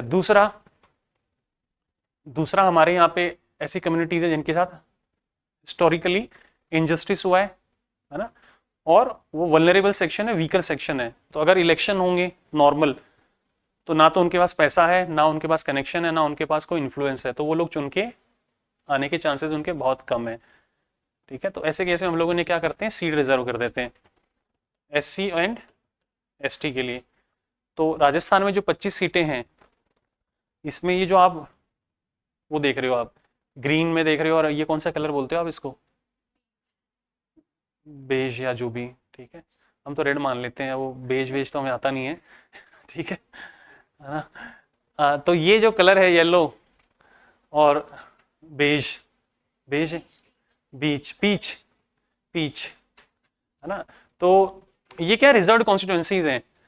जो येलो वाली हैं वो SC की सीट है, मतलब, और ये जो है, ये ट्राइबल एरियाज है ना साउथ ऑफ राजस्थान, ये ST की सीट है। मतलब क्या? यहां से जो भी कैंडिडेट खड़े होंगे वो शेड्यूल कास्ट में जो कम्युनिटीज दी हुई हैं वही वही लोग खड़े होंगे, लेकिन उनके लिए इलेक्शन में वोट कौन डालेगा? सभी डालेंगे। सेपरेट इलेक्टोरेट नहीं है यहाँ पे अंग्रेजों वाला कि मुस्लिम के केस में मुस्लिम डालेंगे, सिख के केस में सिख क्रिश्चियंस, वो नहीं है। हमारे यहाँ पे कंबाइंड इलेक्टोरेट है, ठीक है, जॉइंट इलेक्टोरेट है, लेकिन इनका प्रतिनिधित्व भी रहे, है ना, रिप्रेजेंटेटिव्स में। तो कुछ सीट हमने इनकी रिजर्व कर दी। कितनी सीटें रिजर्व कर दी? उनकी जितनी पॉपुलेशन है जिस स्टेट में उतने उस रेशियो में, ठीक है। तो 25 का जो भी परसेंटेज निकालो, उनकी पॉपुलेशन कितनी राजस्थान में एससी की एसटी की, उसके प्रोपोर्शन में हमने कर दी। तो ज्यादा नहीं करी ना कम करी, जो उनकी पॉपुलेशन में रेशियो है तर्क संगत तरीके से हमने कर दी। तो राजस्थान में 1 and 2, 9 और 10 4 है एससी की, और एसटी की कितनी है? 19, 20, 11 कितनी है? 3। तो टोटल कितनी हो गई? 7। तो 25 में से जो एमपी हैं उसमें से 4 एससी के लिए रिजर्व रहेंगी और 3 एसटी के लिए रहेंगी। तो 7 will be the reserve constituency.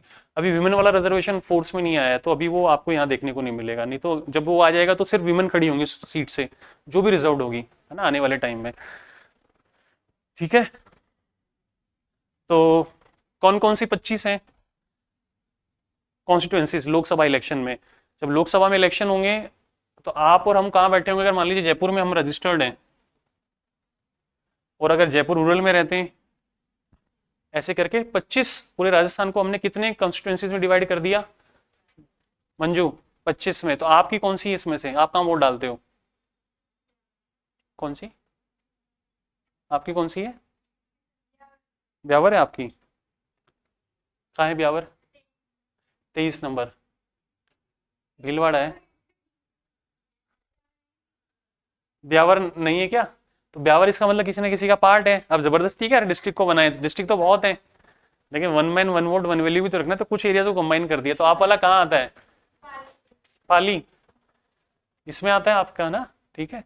तो आपके यहाँ से जो एक एमपी चुना जाएगा, उसमें जो भी आपकी कॉन्स्टिट्यूएंसी है उसमें जितने भी लोग हैं वो लोग उसमें वोट डालेंगे। क्लियर है? ठीक है। तो ये तो जनरल की सीट है, मतलब ये SC ST के लिए रिजर्व नहीं है। कौन कौन सी रिजर्व है?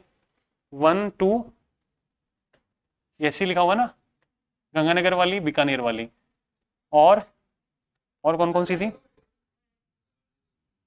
9 और 10।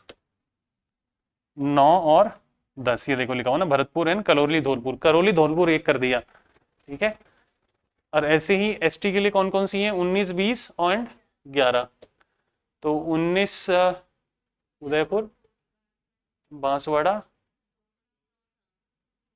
कहाँ 11, ठीक है। तो ये ST की हो गई, बाकी जनरल। तो इसमें सिर्फ ST के खड़े होंगे जो ST में जो कम्युनिटीज आती हैं, और उसमें SC में जो कम्युनिटीज आती हैं, ठीक है। तो ये रिजर्व कॉन्स्टिट्यूएंसीज हो गई। तो उनके सामने नाम भी लिखा हुआ है। तो जो भी पॉलिटिकल पार्टी, कांग्रेस खड़ा करेगी, मान लीजिए बीजेपी खड़ा करेगी, कोई निर्दलीय खड़ा होगा, इंडिपेंडेंट कैंडिडेट खड़ा होगा, कोई मान लीजिए आप पार्टी का खड़ा होगा, तो ये जो कैंडिडेट नॉमिनेट करेंगी, मान लीजिए भरतपुर से, तो कौन से कैंडिडेट नॉमिनेट करेंगी? जो SC कम्युनिटी का होगा। वोट सभी डालेंगे उसमें, आप और हम, ठीक है, कोई इशू नहीं है, जॉइंट इलेक्टोरेट है। सो दैट उनकी पॉपुलेशन के प्रोपोर्शन में रेशियो रहे पॉपुलेशन के अंदर, ये आइडिया है पूरा। तो ST डोमिनेटेड या SC डोमिनेटेड जो एरियाज है उसको एक तरह से रिजर्व कर दिया इसमें, ठीक है। हो गया यहाँ तक? क्लियर है? ये आपको याद रह जाएंगी 25, याद तो क्या रहेंगे, लेकिन ये हैं अभी आज की तारीख में ठीक है। तो आपकी कौन सी है? करौली धौलपुर। कौन है वहां से MP? आपकी कौन सी है? कौन सी आपका MP कौन है वहां से? आपको आपके MP का नाम मालूम है? आपके लिए जो लॉ बना रहे हैं वहां दिल्ली में बैठ के, देख लो कौन है आपके, आज घर पे जाके पूछ लेना, है ना। आपको कोई कंप्लेन है तो किसको जाके शिकायत करोगे? आपका कौन है भाई विकसित? मंजू फोन लगाओ घर पे कि अब कौन है हमारा MP। आपके राज्यवर्धन सिंह राठौड़ हैं, ठीक है। कौन सी पार्टी के हैं? बीजेपी के हैं, ठीक है। इसमें से ये जो 25 हैं, लास्ट टाइम इलेक्शन कब हुए थे? 2019 में।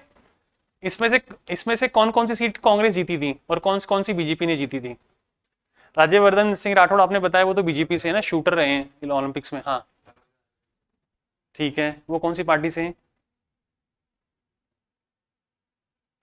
ना आपने सही बताया, मनोज राजौरिया जी ना।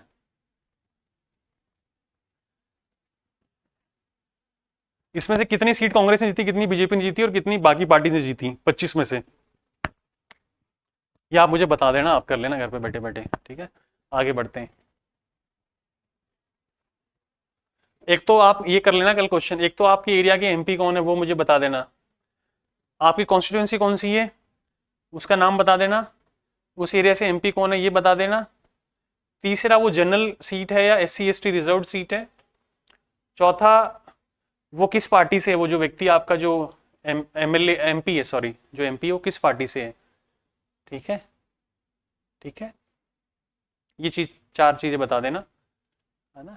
आपकी कॉन्स्टिट्यूंसी कौन सी है, वहां से एमपी कौन है, वो किस पार्टी का है, और वो जो सीट है वो जनरल सीट है, एससी एसटी रिजर्व सीट है, और उसका नंबर क्या है वो तो आपको पता ही चल जाएगा, नंबर लिखा हुआ है 0907। जयपुर अर्बन तो 07 है, जयपुर रूरल 06 है। ठीक है, तो कॉन्स्टिट्यूंसीज है, डिस्ट्रिक्ट नहीं है।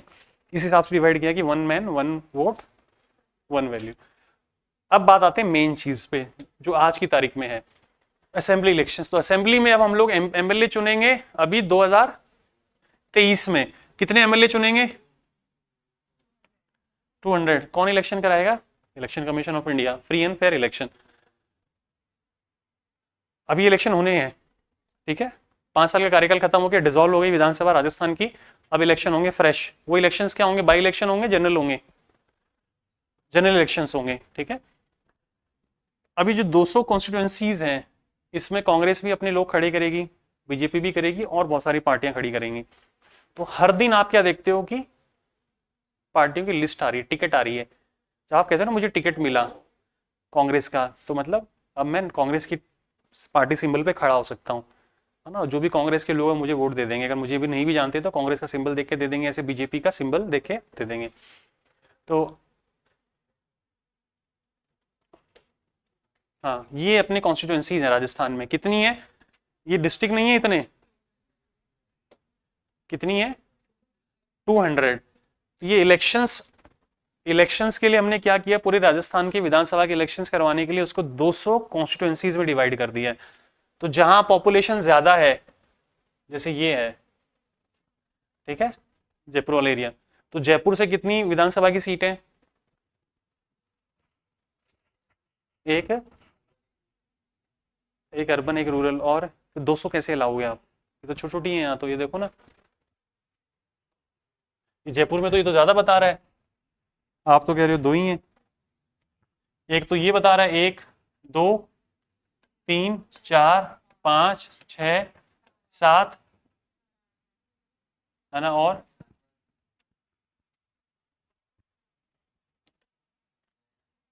49। हवा महल, विद्याधर नगर, सिविल लाइन, किशनपोल, आदर्श नगर, मालवीय नगर, सांगानेर, बगरू। कितनी हो गई? 1 2 3 4 5 6 7 8 हो गई। इसमें से कौन सी मिसिंग है भाई? अपन ने गलती काउंट गलत, 50 49 50,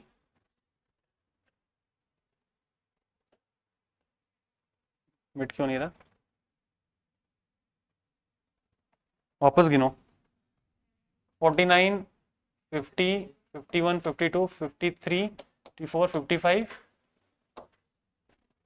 बगरू। 56 कहाँ पे है? ये रहा, ठीक है। कितनी है? 8, 8। कौन कौन सी हैं? कहाँ कहाँ से टिकट मिल सकता है आपको?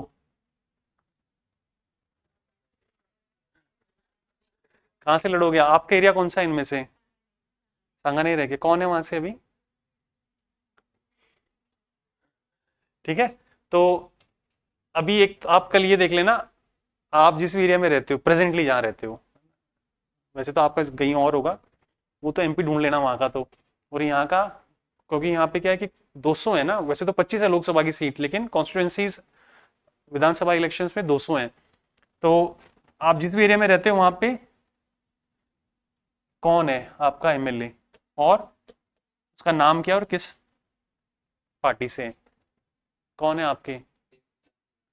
कौन सा एरिया है आपका, कौन सा है, कहाँ है इसमें, देख लेना आपको, ठीक है। तो कितनी है, 8 विधानसभा सीट हैं जयपुर लोकसभा कॉन्स्टिट्यूंसी के अंदर।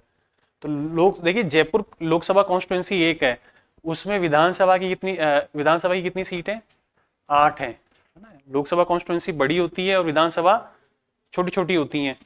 तो जयपुर जो लोकसभा कॉन्स्टिट्यूंसी है उसमें कितनी विधानसभा की सीट आ जाती है, लगभग लगभग 8 आ जाती हैं। एक तो ये हो गया, और ये देखो आप, ये एरिया बड़ा है तो यहाँ पे कॉन्स्टिट्यूंसी बड़ा कर दिया, मतलब स्पार्सली पॉपुलेटेड है, पॉपुलेशन कम है ना यहाँ पे, ठीक है। और जहाँ पे पॉपुलेशन ज्यादा है वहाँ पे छोटे छोटे डिवाइड कर दिए। अगेन ये येलो वाली क्या है, रिजर्व कॉन्स्टिट्यूंसीज हैं, येलो है जो पीच इन्होंने बताया है ना, वो रिजर्व। तो ये ट्राइबल एरियाज हैं, these are basically tribal areas south of आपका राजस्थान। तो ये आप एसटी की, शेड्यूल्ड ट्राइब के लिए रिजर्व्ड हैं, और ये आपकी एससी की हैं। तो राजस्थान में कितनी एससी की और कितनी एसटी की हैं, हाँ कितनी है रिजर्व्ड। अब मेन चीज पे आ जाओ, देखते रहना आप बैठे बैठे उसको, मेन चीज पे आओ। अभी जो हो रहा है हर दिन न्यूज़पेपर में क्या हो रहा है, आप सुनते हो कि बीजेपी ने आज लिस्ट जारी करी है ना, कांग्रेस ने, बीजेपी ने, और उसको फलाने फलाने आदमी को टिकट मिला, फलाने फलाने आदमी का टिकट कट गया। हाँ, तो ये किसने निकाली है, ये वाली लिस्ट, ये लिस्ट किसने निकाली है, हाँ कौन है ये, एआईसीसी, कौन है ये, एआईसीसी, प्रेस रिलीज है ना, विज्ञप्ति, प्रेस विज्ञप्ति। तो अभी सब लोग सीट, सभी लोग टिकट चाहते हैं। ये टिकट बीजेपी ने निकाली, कांग्रेस ने निकाली है सीटें, कौन कहाँ से खड़ा होगा। देखिए सादुल शहर से कौन खड़ा होगा, एक तो वो है, करणपुर से कौन खड़ा होगा, सूरतगढ़ से कौन खड़ा होगा, है ना, झुंझुनू से कौन खड़ा होगा, है ना, और कोटपुतली से कौन खड़ा होगा, दूदू से कौन खड़ा होगा। दूदू वाली एससी की रिजर्व सीट है, एससी लिखा हुआ है सामने। तो ये वो नंबर है। आदर्श नगर से कौन होगा, किशनपोल से कौन है, बस्सी से, बांसुर से, रामगढ़ से। तो लोग टिकट मांगने गए, ये अभी इलेक्शन लड़ेंगे, ठीक है। ये टिकट किस किस को मिली है, किस पार्टी ने दी है टिकटें, कांग्रेस ने दी है। कैसे मालूम आपको, यहाँ लिखा हुआ है एआईसीसी, ठीक है।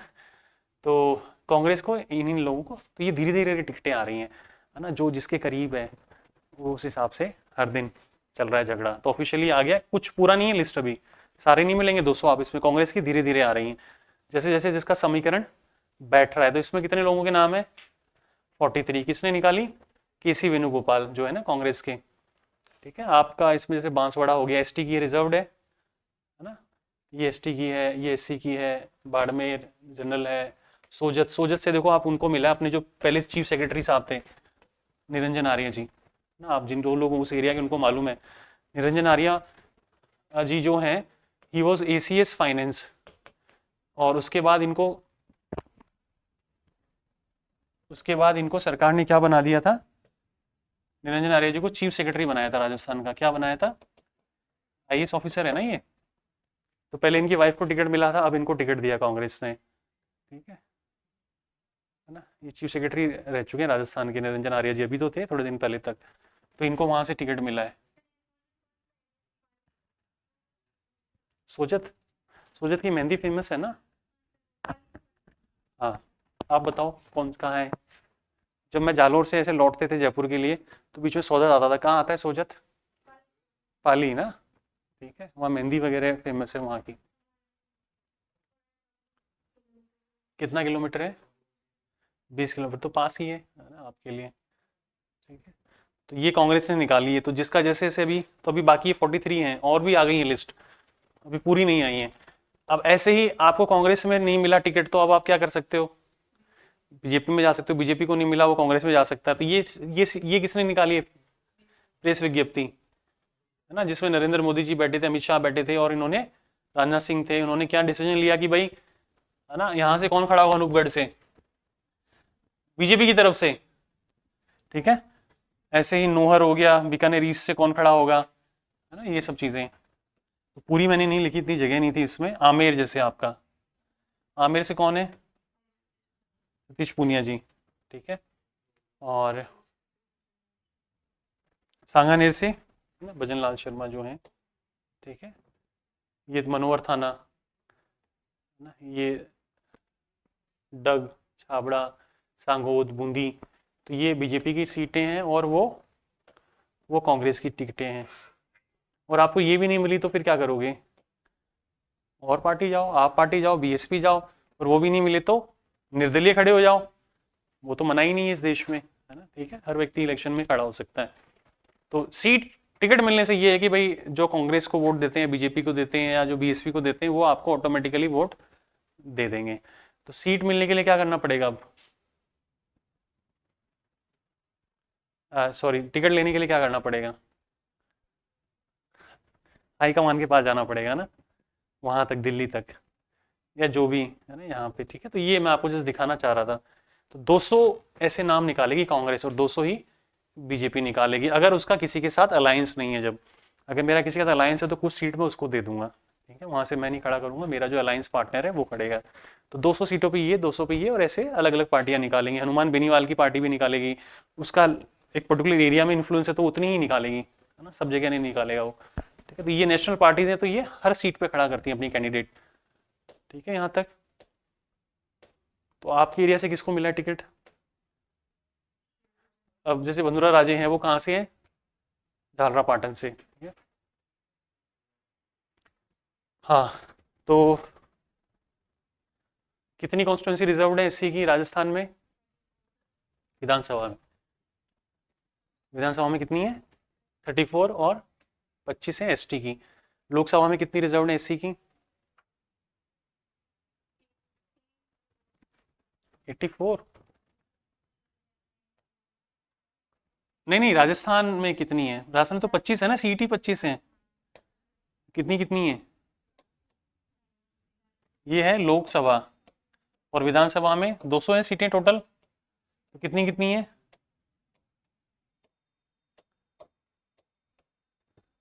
ज्यादा है ना 200 सीट। पॉपुलेशन का रेशियो निकालो, उतना ही आएगा, आप डिवाइड करके निकाल लो। आप निकालो 4 25 का कितना होता है, निकालो कैलकुलेटर में, निकालो मंजू। 4 और 3 कितना है पॉपुलेशन का? 25 का।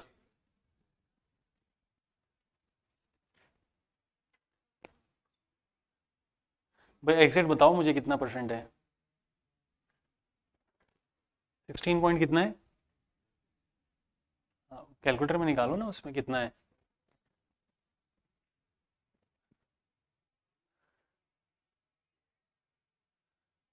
जल्दी करो आप स्पीड के साथ, प्रैक्टिकल चीज दिखा रहा हूँ मैं आपको इसमें, तो आपको याद रह जाएगा। इसमें ना थोड़ा सा रिजर्व कॉन्स्टिट्यूंसीज भी होती हैं, है ना, कैसे क्यों होती हैं। पॉपुलेशन, जो राजस्थान की टोटल पॉपुलेशन है उसमें उसका कितना शेयर है, उस इतनी सीट, हर स्टेट में ऐसे होता है, फिक्स नहीं है। पॉपुलेशन के रेशियो में सीट रिजर्व होती हैं, और लोकसभा में भी ऑल ओवर इंडिया में कितनी पॉपुलेशन है उसके रेशियो में रिजर्व होती है कॉन्स्टिट्यूंसी।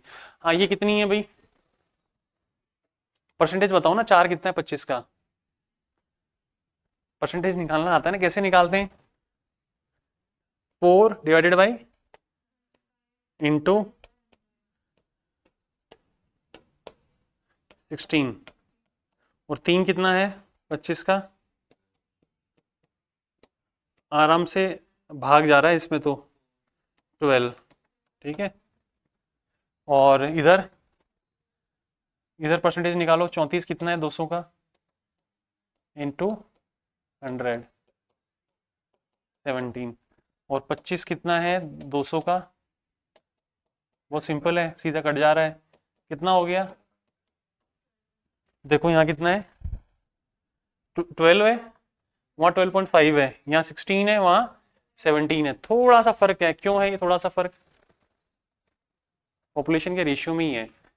जो ईयर हम चूज कर रहे हैं ना, लोकसभा वाले में डिलिमिटेशन के केस में और विधानसभा के केस में, वो ईयर अलग अलग है। तो एक में पॉपुलेशन अलग यूज हो रही है, एक में अलग ईयर की यूज हो रही है, इसलिए थोड़ा सा पॉपुलेशन का डिफरेंस है, क्योंकि पॉपुलेशन बढ़ गई है ना। तो यहाँ 16 ना होके यहाँ 17 है, यहाँ 12 ना होके यहाँ 12.5 है, लेकिन रफली 16 17, और एसटी की है आपकी 12% के अराउंड, वो 17 है 12 है। तो पॉपुलेशन में राजस्थान की पॉपुलेशन का रेशियो भी इतना ही है, इसलिए इनको सीट भी इतनी ही रिजर्व्ड है, ठीक है, क्लियर है। क्लियर है ना, 1 मैन 1 वोट 1 वैल्यू। तो ये आप लिख लो, कहीं कॉपी में लिख लो। अब इसमें राजस्थान का एग्जाम्पल नहीं है, एनसीईआरटी मैंने राजस्थान लिया है।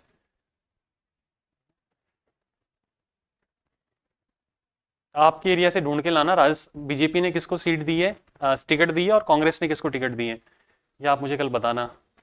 आपके एरिया से टिकट मिल गया है कि नहीं मिला है, ये भी देख लेना। बीजेपी का किसको मिला है और कांग्रेस की तरफ से कौन खड़ा होगा, और आज की तारीख में कौन है, वो तो मैंने आपको दिया ही है, और कौन सी पार्टी से है।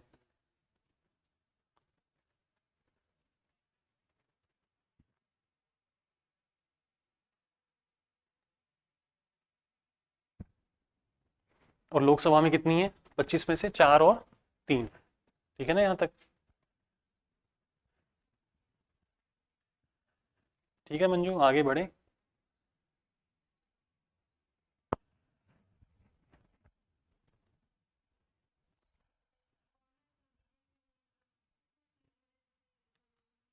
ये आपके एरिया में किधर किसको कौन क्या वोट देने वाला है, वो तो आपके ऊपर है। वो आपको टिकट कहाँ से मिलेगा, और आ,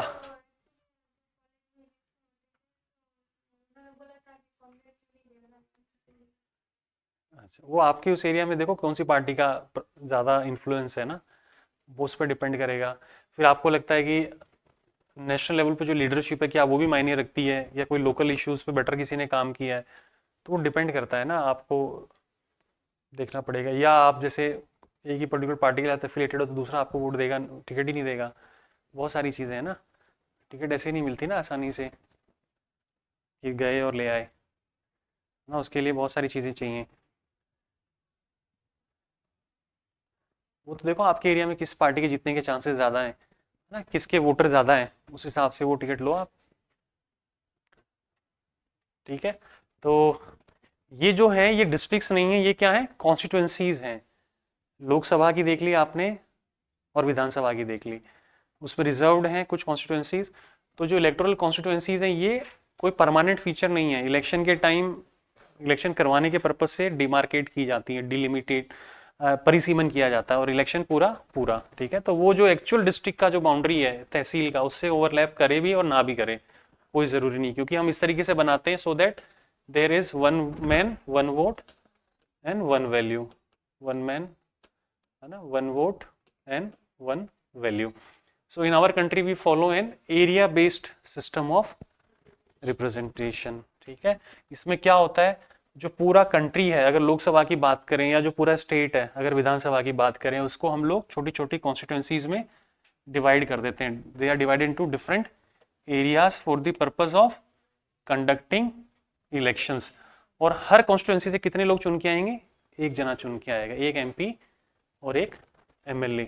कॉन्स्टिट्यूंसी, लोकसभा कॉन्स्टिट्यूंसी की साइज बड़ी होगी, और उसके अंदर बहुत सारी विधानसभा की कॉन्स्टिट्यूंसी होंगी, ठीक है। तो these areas are called electoral constituencies. The voters who live in that particular area elect 1 representative. तो विधानसभा का इलेक्शन है तो एक एमएलए चुनेंगे, और लोकसभा का इलेक्शन है तो एक एमपी चुनेंगे। 200 से 200 और 25 से 25 एमपी, ठीक है। यहां तक विधानसभा में क्यों, वो तो राज्यसभा में है, विधानसभा के तो इलेक्शंस करा रहे हैं ना 5 साल के लिए। वो तो आप जो कह रहे हो वो उसके लिए कह रहे हो आप, ठीक है। ये देख लिया ना हमने, यहाँ तक एक बार स्लाइड देख रहा हूँ मैं कि सारी देख ली है हमने। ये हो गई कॉन्स्टिट्यूंसी है ना, ये विधानसभा वाली, ये हो गई। ये वो कॉन्स्टिट्यूंसी के नंबर हैं यहाँ जो इन्होंने लिखे हुए हैं ना, कन्फ्यूजन नहीं हो किसी को। ये उन्होंने जैसे इसको टिकट दिया है। आपका है क्या इनमें से कोई जानने वाला? अच्छा, कौन है इसमें, अच्छा उसमें उधर कौन है, बताओ मुझे भी बताओ। हाँ अगले उस पे है ना, यहाँ पे कहीं ये रहे हैं। वो आपको जानती हैं क्या? आप जानते हो, वो नहीं जानती हैं आपको। ये हो गया, ये हो गया ना, आपने लिख लिया, ये हो गया। हाँ ठीक है, तो लोकसभा के इलेक्शंस की बात कर लें तो लोकसभा में किसका, राजस्थान से कितने लोग चुने जाएंगे, कितने एमपी 2024 में 25, ठीक है, 25 MP चुने जाएंगे और टोटल कितनी कॉन्स्टिट्यूएंसीज में डिवाइड किया जाएगा पूरे इंडिया को। तो जैसे ये इंडिया का मैप हो गया मान लीजिए, है ना, तो अब इसमें क्या करेंगे हम लोग, छोटे छोटे कॉन्स्टिट्यूएंसीज में डिवाइड कर देंगे इसको। कितनी होंगी ऐसी कॉन्स्टिट्यूएंसीज? 543, है ना, और हर एक कॉन्स्टिट्यूएंसी से 543 और हर एक कॉन्स्टिट्यूएंसी से एक MP निकल के आएगा, तो टोटल कितने MP निकल के आएंगे? और ये कौन से वाले हैं? लोकसभा की बात हो रही है ना, जिसके डायरेक्ट इलेक्शन होते हैं, राज्यसभा के डायरेक्ट नहीं होते। फिलहाल जो 2024 में इलेक्शन है वो कौन से हैं? लोकसभा के, और राजस्थान में हो रहे हैं अभी विधानसभा के, और फिर नेक्स्ट ईयर हमें फिर इलेक्शन में पार्ट लेना है लोकसभा वाले में, ठीक है। सो जो आप प्रतिनिधि चुनेंगे, the representative elected from each constituency is known as, ठीक है, MP कहते हैं उसको, ठीक है। तो हमने इस तरीके से इनको डिवाइड किया कॉन्स्टिट्यूएंसीज को, जहां ज्यादा लोग रह रहे हैं वहां एरिया छोटा रखा है, और जहां पॉपुलेशन कम है वहां एरिया बड़ा रखा है। The idea is every voter should have one value, one man one vote one value. तो एरिया बड़ा है या छोटा है वो इस वजह से है कि भाई अगर ज्यादा पॉपुलेशन है तो उसमें से बहुत सारी कॉन्स्टिट्यूएंसी बना सकते हैं, और अगर लोग दूर दूर रहते हैं, पहाड़ों में रहते हैं, जंगलों में रहते हैं या रेगिस्तान में रहते हैं, तो वहाँ पे कॉन्स्टिट्यूएंसीज की साइज एरिया वाइज बड़ी है, लेकिन पॉपुलेशन उतनी हो जाती है फिर उसमें, ठीक है। So that is why our constitution requires that each constituency should have roughly equal population living within it। तो अगर पॉपुलेशन दूर दूर रह रही है तो आपको कॉन्स्टिट्यूएंसी का साइज बड़ा करना पड़ेगा, और पॉपुलेशन बगल बगल में है तो छोटा करना पड़ेगा। The idea is that equal population होनी चाहिए कॉन्स्टिट्यूएंसी में, one man one vote one value. तो मैं बस रिवाइज कर रहे हैं, आपने वैसे पढ़ लिया। ऐसे स्टेट असेंबली में इलेक्शंस होंगे जो अभी हो रहे हैं राजस्थान में और 4 अन्य स्टेट्स के अंदर। सो उसमें भी फिर क्या करेंगे आप, उसको 200 कॉन्स्टिट्यूएंसीज में डिवाइड कर देंगे राजस्थान को, है ना, ठीक है। और वहां से कौन लोग चुने जाएंगे? 200 MLA, 200, ये कई बार ऐसे बिहेव करने लग जाता है। So in this case the elected representatives is called as member of legislative assembly और MLA।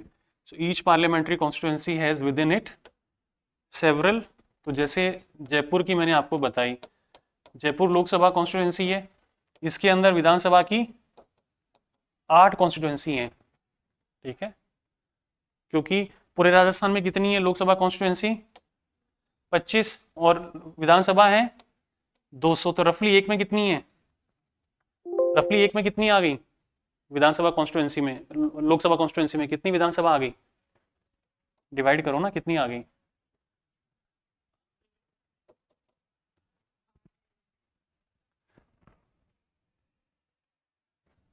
ठीक है, मैथ्स भी थोड़ा सा काम करना पड़ेगा, अब वो करके दिखा रहा हूँ प्रैक्टिकल में, जिससे कि आपको याद रह जाए, कंफ्यूजन नहीं हो, अपने को क्वेश्चन कहीं से भी घुमा के आए, बट अगर हमारे बेसिक्स क्लियर हैं और कंसेप्ट क्लियर हो, हमने एक बार अपने खुद हमने कैलकुलेट किया है एक एक चीज़ को और न्यूज़पेपर को ध्यान से पढ़ा है, तो हमारे घूमने के चांसेस कम है।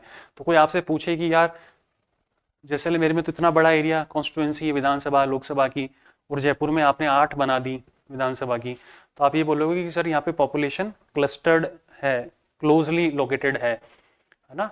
तो हम चाहते हैं कि हर कॉन्स्टिट्यूएंसी में सेम पॉपुलेशन हो, इस तरीके से डिवाइड करें। तो जहाँ रेगिस्तान में लोग रह रहे हैं, पहाड़ों पे रह रहे हैं, तो वहाँ एरिया बड़ा कर दिया, so that one man one vote one value जो प्रिंसिपल है उसको अपहोल्ड करना है हमें, उसको अपहोल्ड करना है। इसीलिए हम लोग डीलिमिटेशन एक्सरसाइज करते हैं हर 10 साल में, लेकिन अभी हमने फ्रीज कर रखा है। क्यों? साउथ वालों की पॉपुलेशन होगी ये कम और हिंदी हार्टलैंड की पॉपुलेशन होगी ज्यादा। अब जब भी होगा ना तो साउथ की तो सीटें कम हो जाएंगी और हमारी सीटें बढ़ जाएंगी। तो इस वजह से भी साउथ के स्टेट्स को बहुत बड़ा प्रॉब्लम है कि हमने फैमिली प्लानिंग किया, पॉपुलेशन को कम किया, और इसके लिए आप हमारे को क्या पनिश कर रहे हो? हमारी सीटें घटा दे रहे हो लोकसभा में। ये प्रॉब्लम होगी 2026 के बाद। ओके, यही चीज लोकल बॉडीज में है। तो हमारे यहाँ क्या है?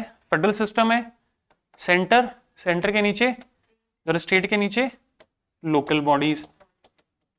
लोकल बॉडीज को सिटीज में क्या कहते हैं? नगर निगम, म्युनिसिपल कॉरपोरेशन, काउंसिल वगैरह वगैरह।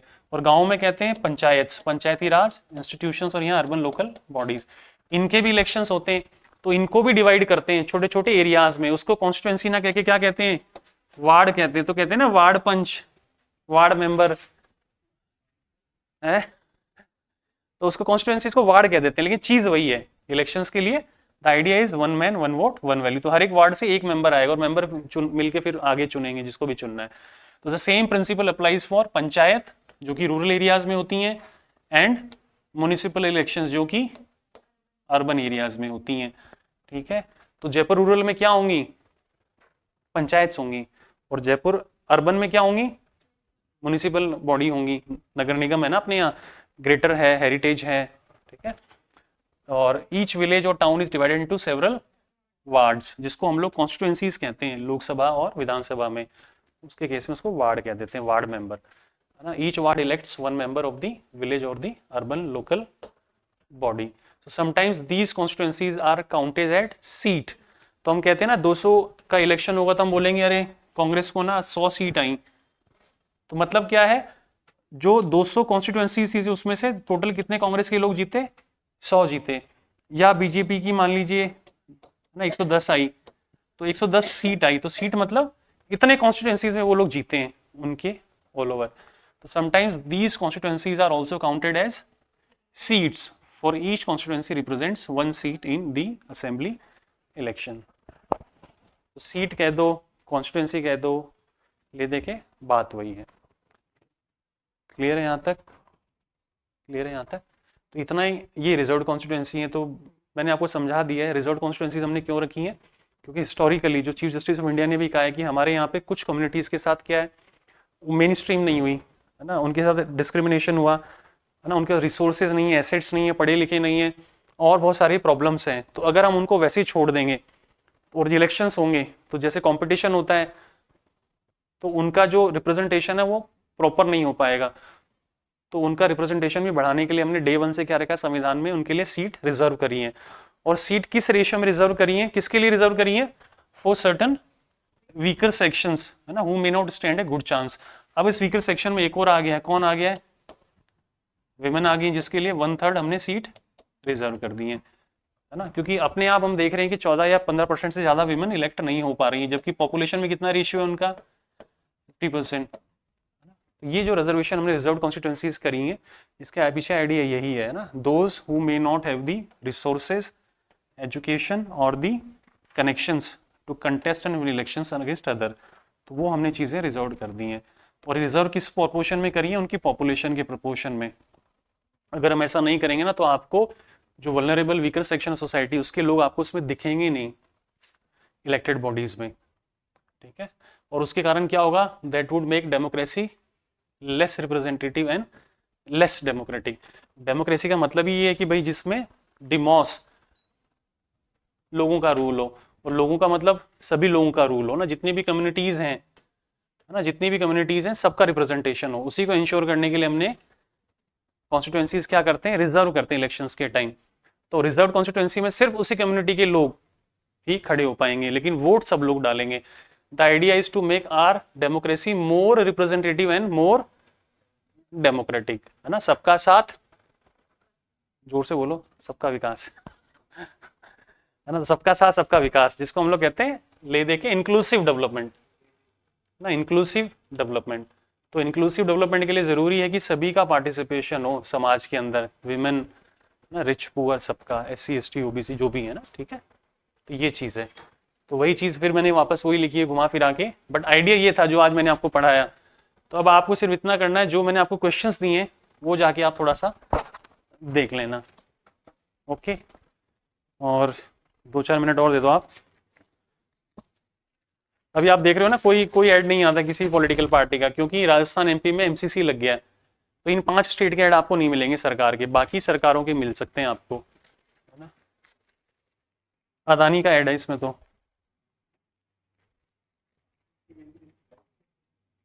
हाँ, मोदी जी ने देखो क्या कहा है, प्राइम मिनिस्टर ऑफ इंडिया ने क्या कहा है, हमें किस चीज को उखाड़ फेंकने की जरूरत है जड़ से। हमने पढ़ा था कास्टिज्म,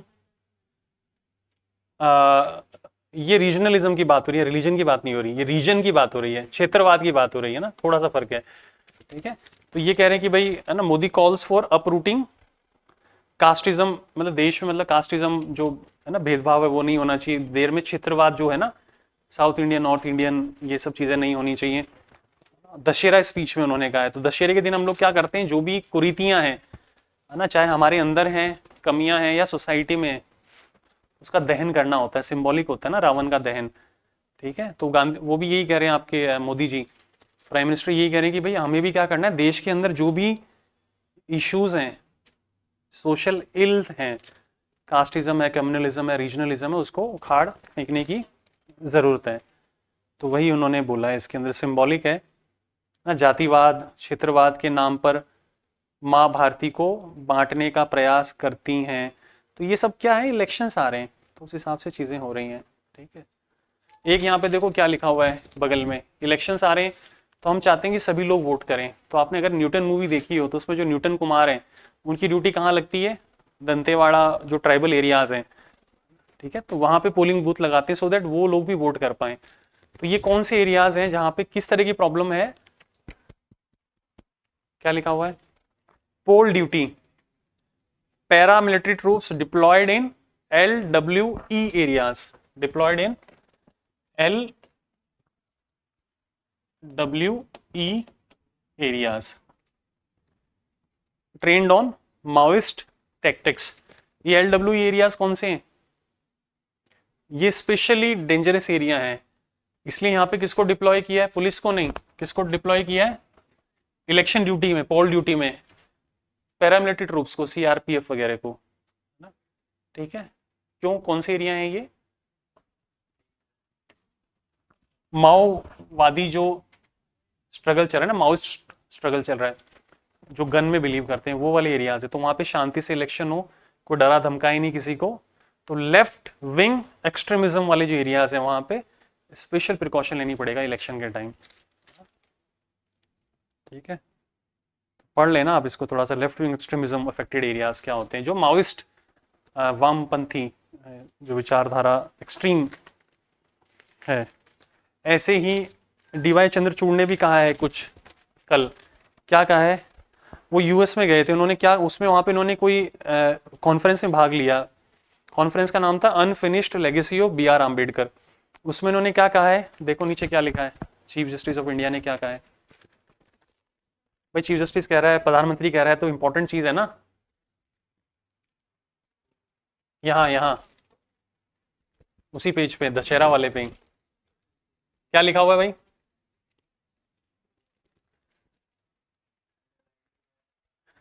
किस चीज से फोकस कर रहे हैं, CGI in US, chief justice of India US में क्या कह रहे हैं, क्या कह रहे हैं, correcting historical wrongs, goal of constitutional system. Historical wrongs का मतलब है हिस्टोरिकल इनजस्टिस। ठीक है, तो जिन लोगों के साथ डिस्क्रिमिनेशन हुआ है ना, उसको थोड़ा सा कॉन्स्टिट्यूशन बनाई इसीलिए कि भाई उनके साथ जो भी ज्यादती हुई उसको ठीक करने के लिए बनाया। तो आप पढ़ लेना थोड़ा सा इसको, आपको आइडियाज मिल जाएंगे।